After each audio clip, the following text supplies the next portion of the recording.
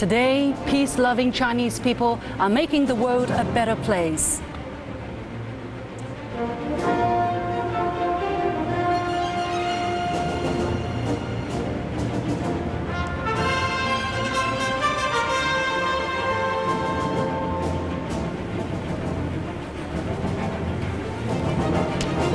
Then here we are, the big moment. All the dignitaries gathered there. Are ready to answer the call. That voice in the background there is the state television commentator. We're patched on to a signal from CCTV right now.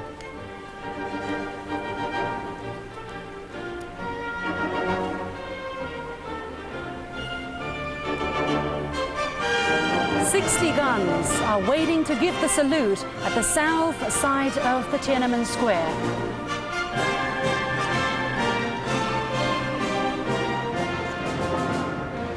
The 60-gun salute stands for 60 years of the People's Republic.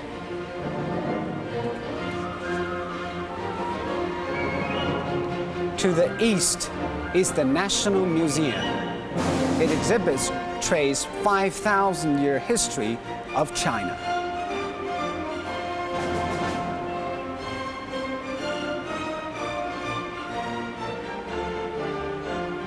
The museum has undergone 2.5 years of extensive renovations.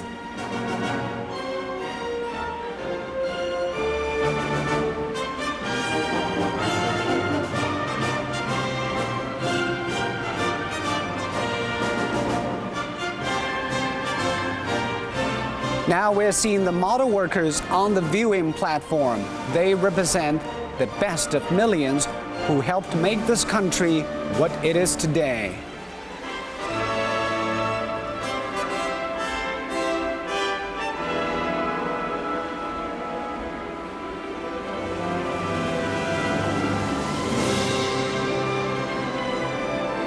The Great Hall of the People is the seat of the Chinese legislature.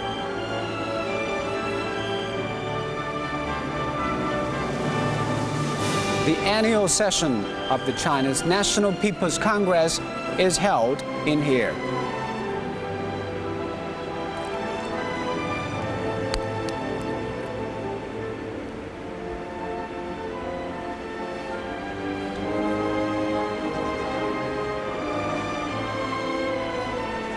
"56 pillars of ethnic unity flank the square, representing all of China's 56 ethnic groups." So everyone's waiting for the moment when the parade starts now. We're going to start with the president inspecting the troops. Basic policy.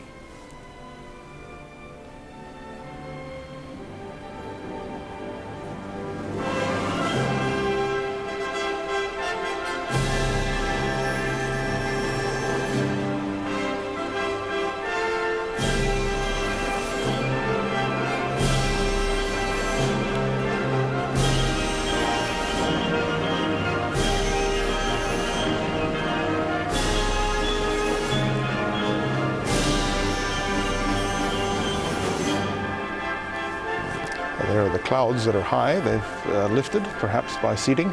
Yeah, the weather has been a big issue, hasn't it? Yes. But they've done quite a lot. They're actually talking about modifying the weather to fix it. So they actually have blue skies like they promised. They promised there'd be blue skies after all the fog and rain and mist of the past few days. The meteorologist was under great pressure to produce blue skies. It looks like they've delivered that.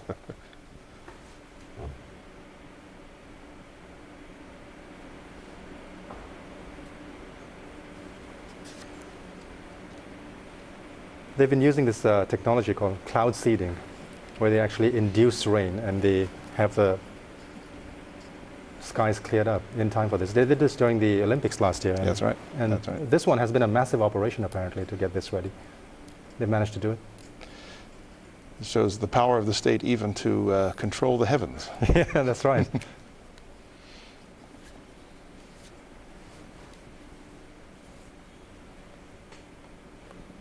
We're going back to this cloud seeding thing again. They're saying this is the largest ever weather modification to ensure a clear sky above 10 meters.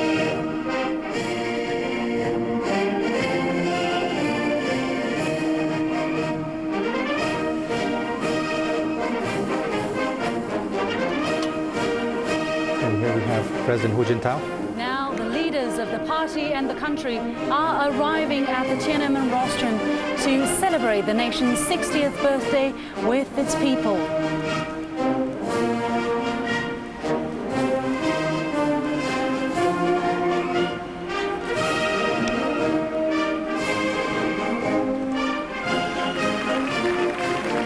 They are also joined by other leaders and representatives from the CPC Central Committee, the Standing Committee of the NPC, the State Council, the Chinese People's Political Consultative Conference, and the Central Military Commission.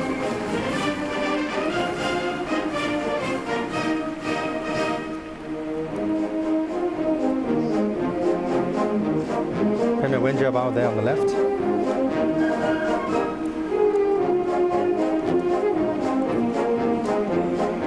In some sense, a reenactment of what, 60 years ago when Mao was on this podium. All right. And they were dressed somewhat differently, but this was the moment when the famous Chilai, China has stood up. West of Tiananmen Square are model workers, representatives of ethnic minorities, compatriots from Hong Kong, Macau and Taiwan, and overseas Chinese. They are also representatives of international students, diplomatic guests and other foreign guests who have worked for years in China.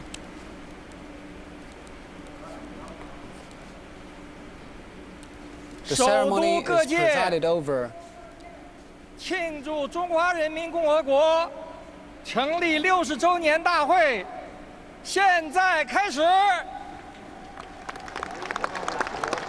鸣礼炮。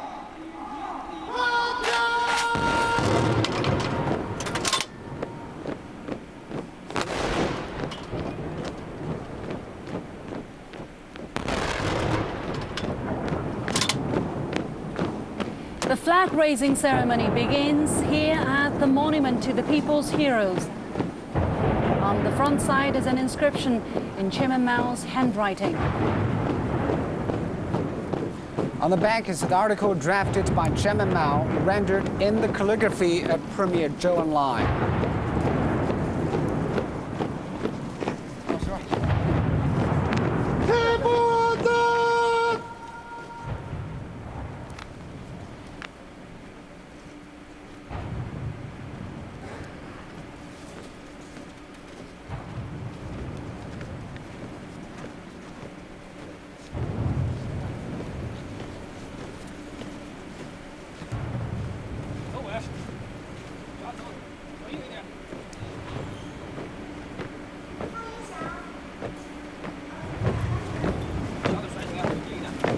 From the northern side of the monument to the people's heroes up to the national flagpole, there are altogether 169 steps marking the 169 years from 1840 up to 2009.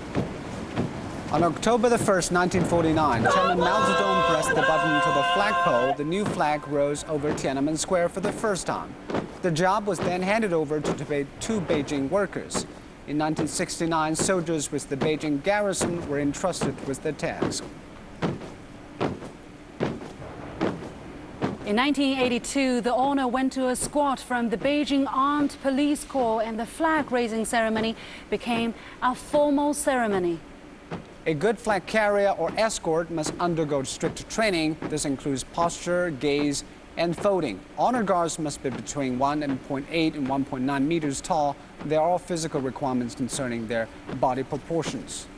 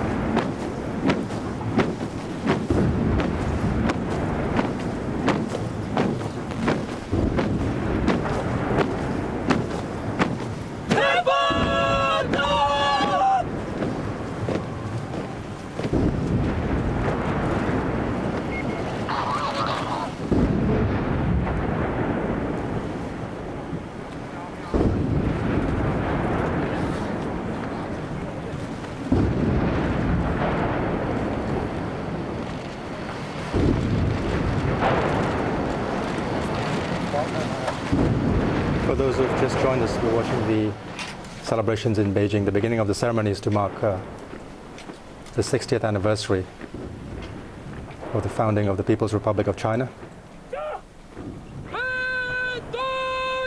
It's time for the flag raising ceremony. We've just had 169 steps, starting from 1840, one for each year. This was a difficult time for China, and this is a recognition of having overcome those difficulties.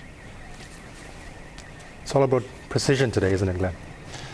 Precision is the byword. It is very important to have had all these elements come together in one synchronized event. Intense focus on every person playing a specific role, and that precision is a reflection of what they want to accomplish in the society at large.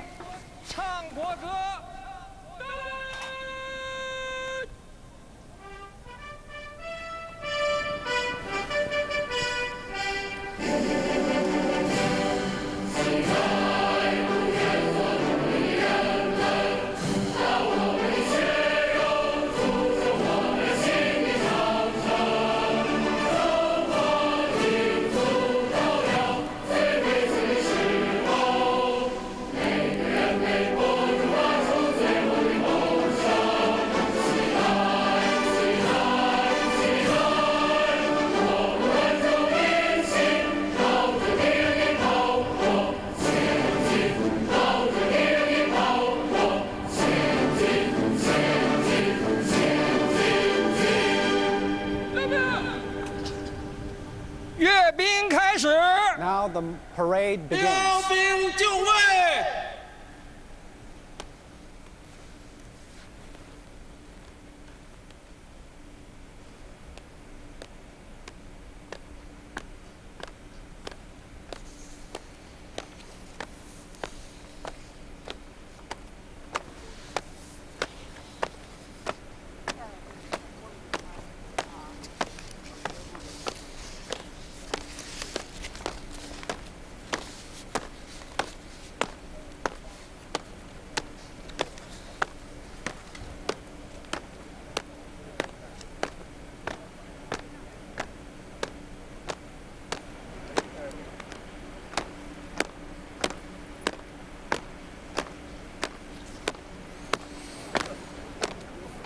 So of course the highlight is the military aspect of this whole show. We have the PLA, a 1.25 million strong force. It is the largest standing army in the world. That's right.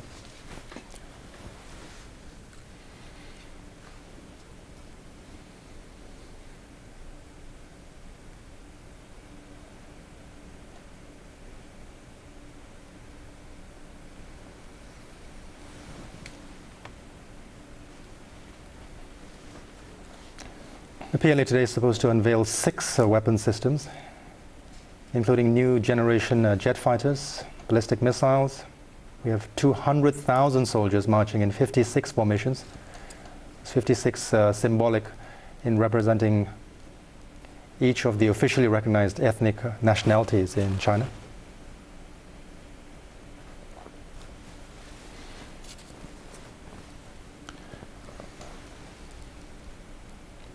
In China, it's somewhat unique in that the PLA is formally responding to loyal to the party, indirectly, of course, to the nation. But we have an army that is aligned to the Central Military Commission, which is an organ of the party. So that is how the PLA was started. Originally, it was called the Red Army, of course, but in the Civil War in the late 40s, it was renamed as the People's Liberation Army. But it was always aligned to be responsive to the party. Now we're at the part where President Hu Jintao inspects the troops.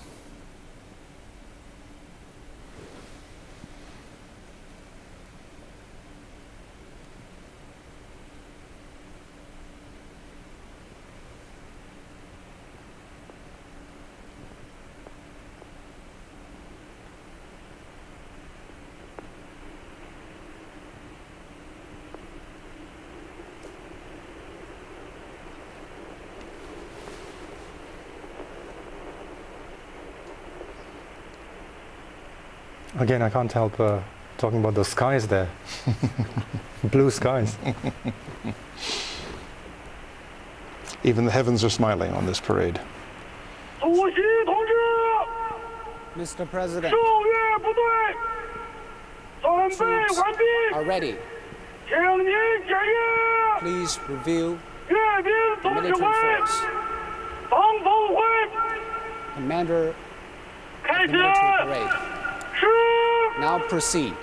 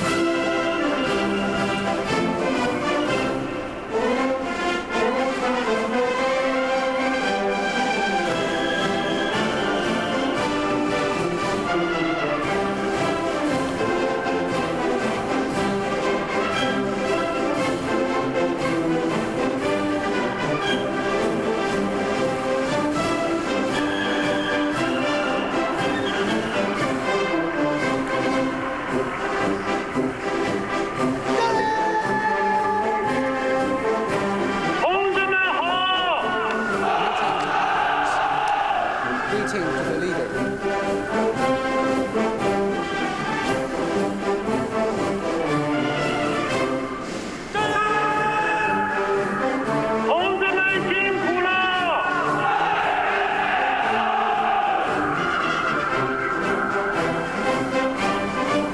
You have worked very hard.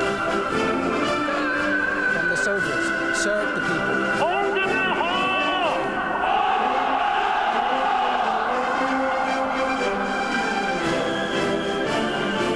The yelling out, this is a part of command and response.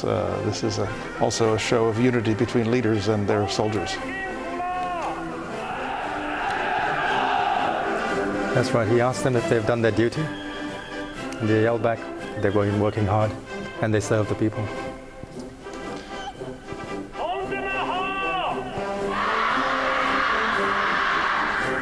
Notice how exactly even the heads are. Everyone is the same height. They have been selected for their size as well as part of their skill in marching. That's right.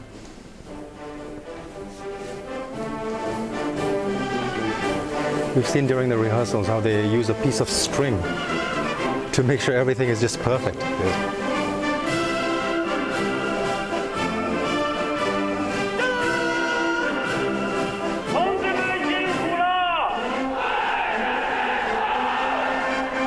This is the new third generation tanks that seem to be one of their new indigenously produced weapon systems that can fire while moving. It's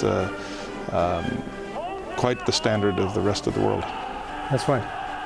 Going back to those tanks, they're talking about incorporating design lessons learned from the performance of American tanks in Iraq. Technology moves very quickly around the world. Of course, they have not been in battle, but they've been able to replicate a lot of the features of the tanks that have been in battle elsewhere in the world.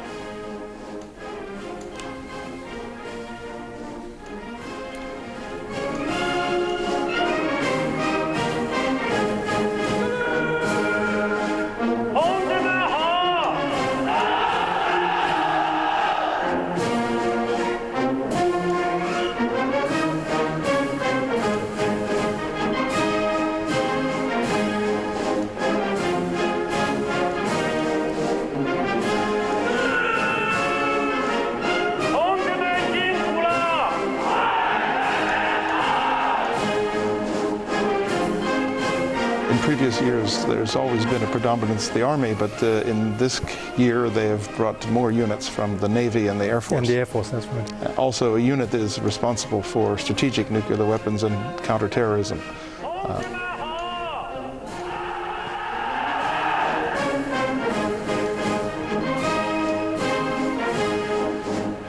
So what we're seeing here is a military that's transformed from what was essentially a peasant army 60 years ago to this modern military force.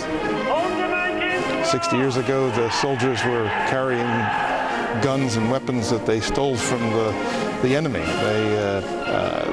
There's been a much discussed sort of the creation of a Chinese military-industrial complex, that they are now able to produce these weapons in great number, indeed even export them elsewhere in the world.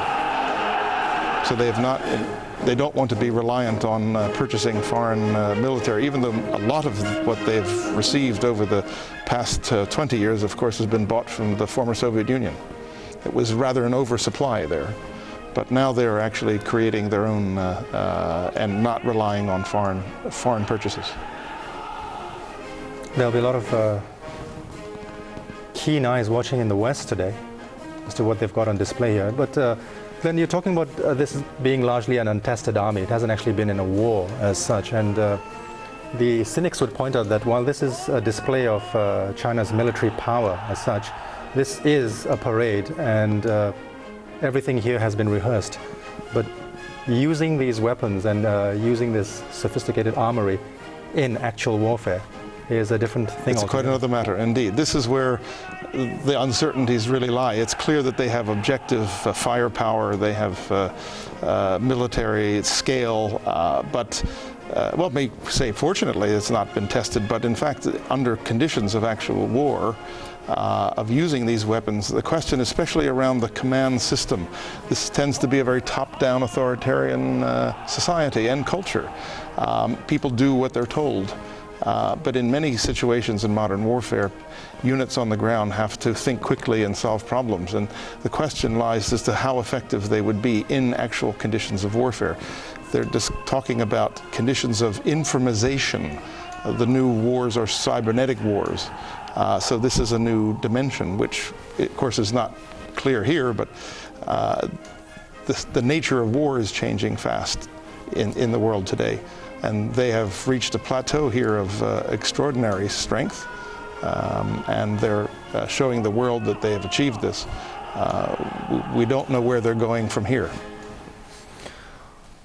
Well, President Hu Jintao has made it clear recently, at the UN most recently, saying, and you can say that in their defense, when we criticize this army for being untested and whether they will be effective in warfare or not, the Chinese government has been at pains to stress that they're not a belligerent force as such.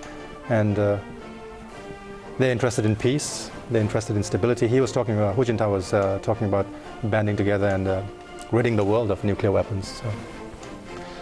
And this is a momentum now to non-proliferation, trying to constrain the proliferation of nuclear weapons in the world.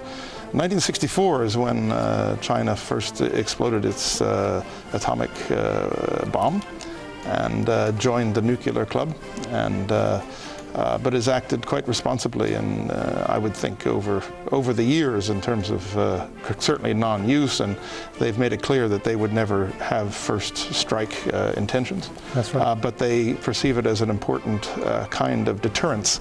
Of course, that was in the height of the Cold War, when there was a lot of brinksmanship around, of sort of using nuclear weapons as a threat. That seems to have receded in recent years. Still they have them, and they have the capacity to make many of them and to deliver them to a very wide range, the Soviet Union, former Soviet Union area, and indeed across the Pacific. The CPC, the President and Chairman of the Central Military Commission, Hu Jintao, is riding back towards the Tiananmen Gate. The military parade is an important ceremony to show the power of the state and inspire national spirit. Since the founding of the People's Republic, the People's Armed Forces have conducted 13 parades at Tiananmen Square. This parade showcases the development of the Chinese People's Armed Forces after 60 years of construction. It is also a review in the new century of an 82-year-old army.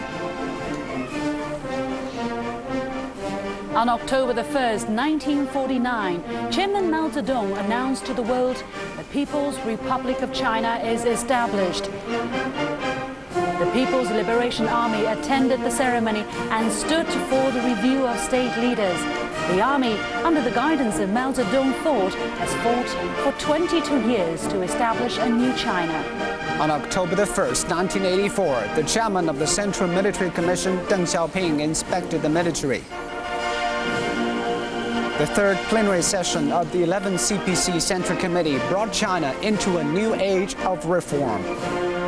The reform and opening up has brought prosperity and strengthened the armed forces.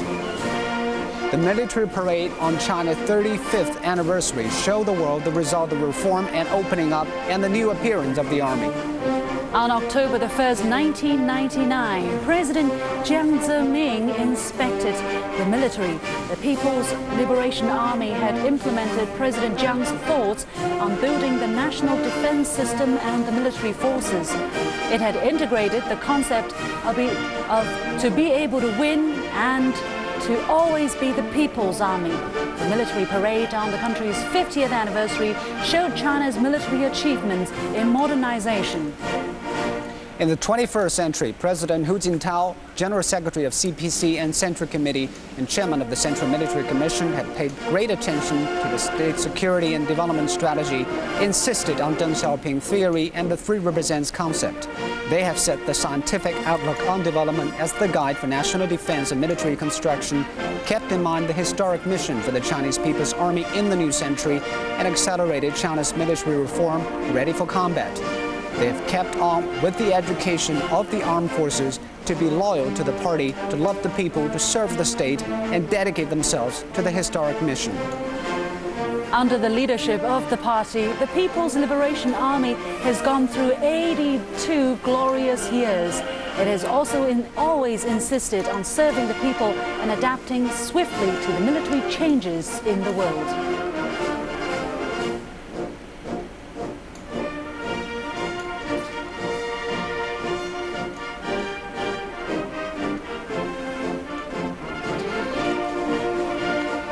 The People's Liberation Army has set to improving the capability of winning regional goals in the information age and the capability of dealing with various kinds of security threats. It has effectively protected national security and territorial sovereignty and contributed to world peace.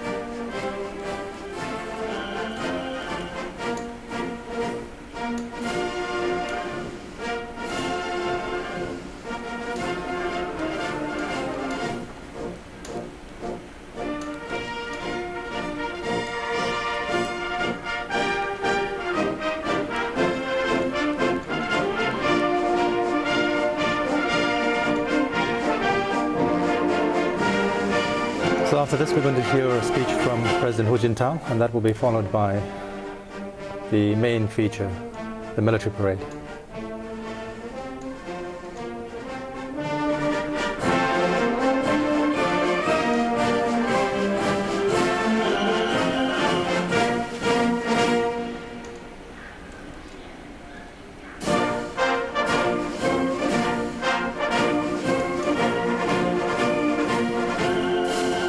This is a big moment for Hu Jintao. He is actually just back from the G20 meeting in Pittsburgh. He was back from the United Nations where he gave a speech, and he is representing this China that has a bigger place on the world stage. This is the big march of his era of being the leader, having taken over after Jiang Zemin. So this is a great moment for him. We saw Jiang Zemin earlier at the parade as well, so China's past leaders also being featured here.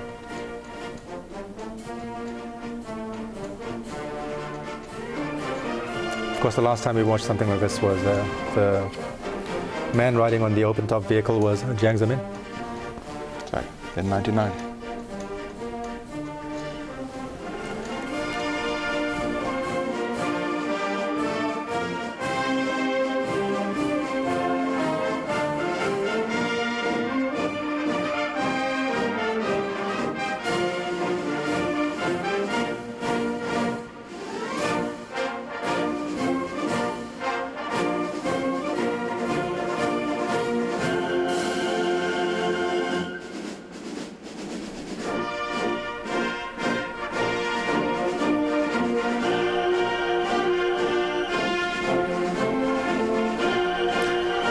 There's Zhu Rongji in dark glasses, interestingly, the former premier.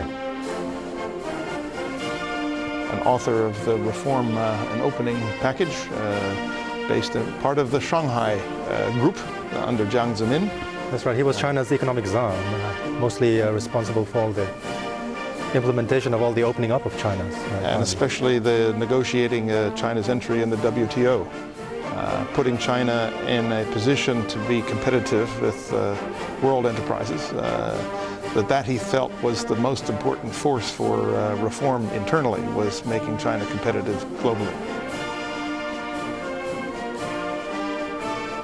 Hong Kong's former chief executive, Tung Chee-hwa there. He's of course one of the senior statesmen now. That was his appointment after he stepped down as our CEO. Hong Kong has a large delegation there in Beijing. That's right, led by Donald Tsang, the chief executive.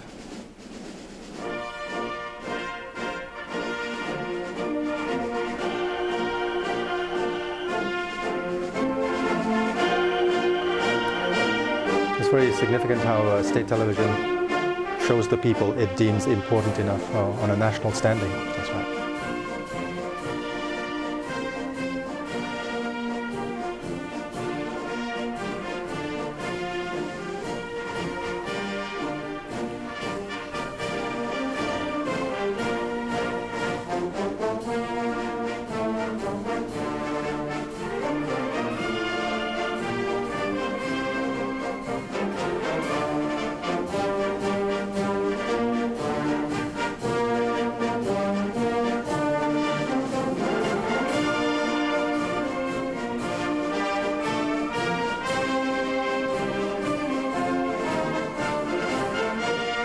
Beijing has become a high-rise city, but here in the center, in Tiananmen Square and the Gugong, the Forbidden City, where it's still low-rise. It's still that ancient profile of the city still in evidence.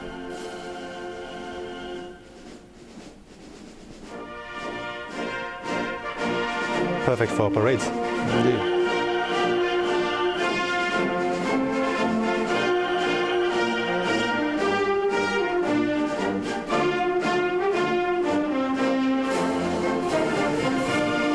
Tiananmen is literally the gate of heavenly peace. It is an iconic landmark of Beijing, the capital of People's Republic of China. It is widely used as a national symbol. It is first built during the Ming Dynasty in 1420. And playing music today will be a military band comprised of soldiers from the three arms of the People's Liberation Army. Altogether, 2,000 members are included in this military band.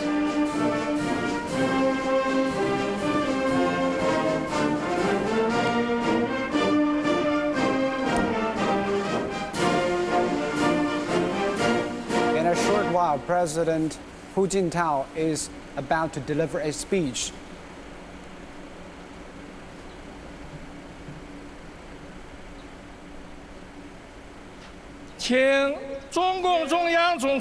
Now, General Secretary of CPC Central Committee, President of the People's Republic of China and Chairman of the Central Military Commission, Hu Jintao, to give a speech.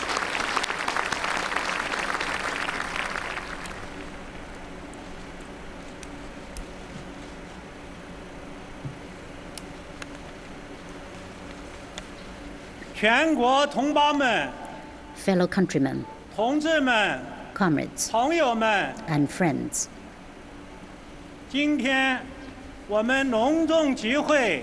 Today, we hold a grand celebration to mark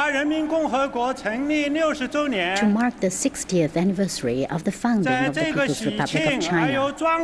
At this cheerful and solemn moment, people from all of the country's ethnic groups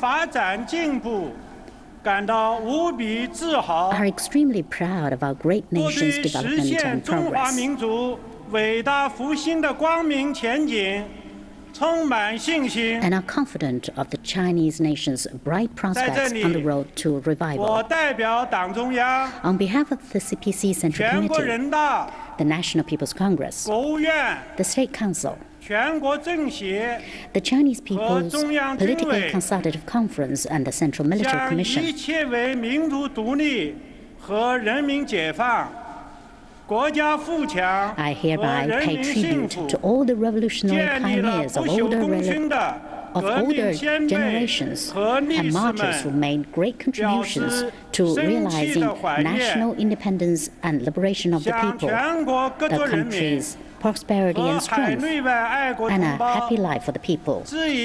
I extend warm congratulations to people from all ethnic groups in the country and patriotic compatriots from home and abroad. And I'm expressing heartfelt thanks to the friends from other countries who care about and support China's development.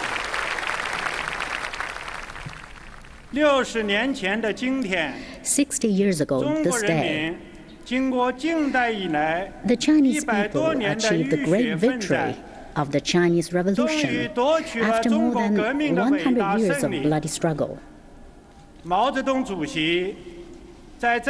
It was here that Chairman Mao Zedong solemnly declared to the world the founding of the People's Republic of China. At that moment, the Chinese people stood up, and the Chinese nation, with over 5,000 years of civilization, began a new page of development and progress in history.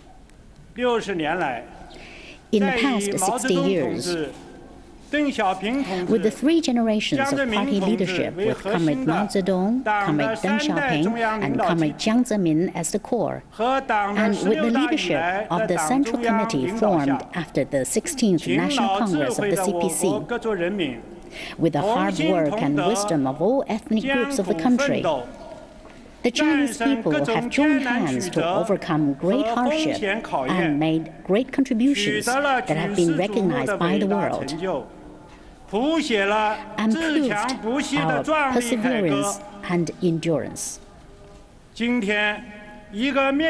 Today, a socialist China is standing firm in the East, is marching towards modernization, embracing the world and the future.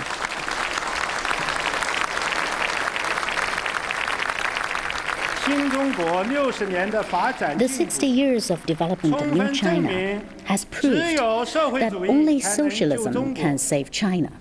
Only reform and opening up can develop China, develop socialism, and develop Marxism. The Chinese people are confident and are capable of building our own country and make due contributions to the world. We will unswervingly follow a path of socialism with Chinese characteristics and comprehensively implement the ruling party's basic theory, basic line, basic program, and basic experience. We'll maintain our policies of emancipating our thoughts, reform and opening up, pushing forward scientific development, and promote social harmony. We'll push forward the process of comprehensively building a moderately well-off society, turning new pages in the endeavor of socialism with Chinese characteristics, and opening new chapters in making the people's life better. We'll stick to the policy of peaceful reunification and one country, two systems, to help Hong Kong and Macau remain prosperous and stable, to seek peaceful development of cross-strait relations, and to work for the complete reunification of the motherland, which is the common aspiration of the Chinese nation.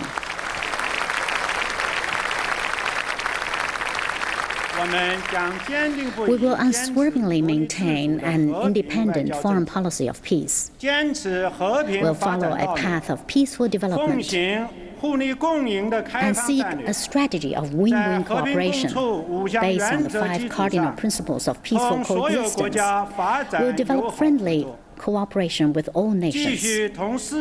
We'll join hands with people from all over the world in pushing forward the lofty cause of making the world more peaceful and progressive, and building a harmonious world of long-lasting peace and prosperity. The Chinese People's Liberation Army and the People's Armed Police Force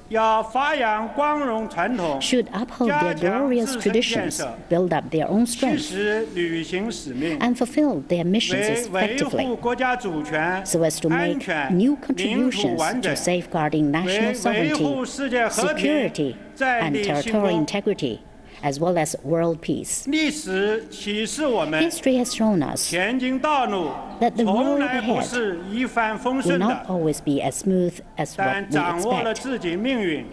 But the Chinese people, who are united and have become masters of their destiny, will overcome all the difficulties and obstacles and will continue to create great historic undertakings. Look forward to the future. We envision bright prospects for China's development. The whole party, the army, and people of all ethnic groups will unite more closely, hold high the great banner of building socialism with Chinese characteristics, and advance with the times and with an enterprising spirit. Let's continue to build a socialist modern nation with prosperity, democracy, and harmony. Move forward to realize the great goal of the reunification, the rejuvenation of the Chinese nation, and make new greater contributions to the well-being of humanity with our diligent work and unremitting efforts.